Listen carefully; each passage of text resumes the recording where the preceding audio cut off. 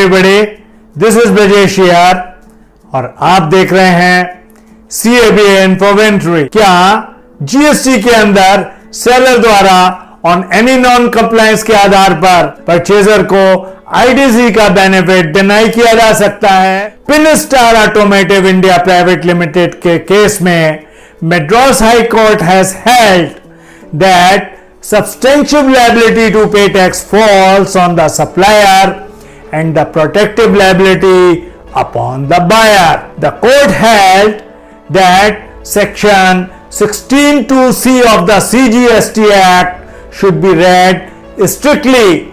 इसलिए ITC is permissible only when the tax is paid. हालांकि बाद में जब tax is collected from the supplier, the reverse ITC should be recredited to the buyer. Court noted that वर्तमान में there is no mechanism जो सुनिश्चित करता हो कि ITC benefit are restored to the purchaser once the tax is recovered from the seller.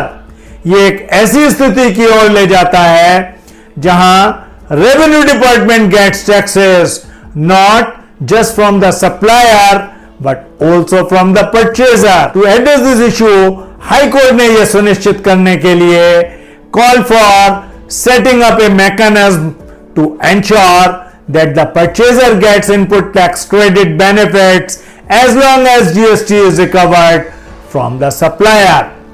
इसके अलावा Revenue Department should use its powers to reverse ITC benefits to a purchaser only as a protective measure. The High Court has suggested a remedy against the unjust enrichment of the government and has restricted its opinion to the limited issue of restoring ITC benefits to the purchaser.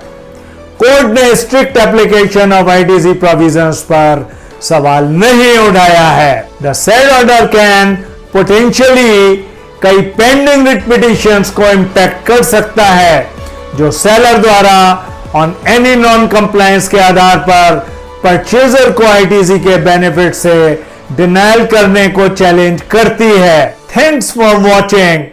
अगर आपके मन में अभी भी इस issue पर कोई question या सवाल आ रहा है तो कमेंट करके बताइए, हम उसको रिजॉल्व करेंगे.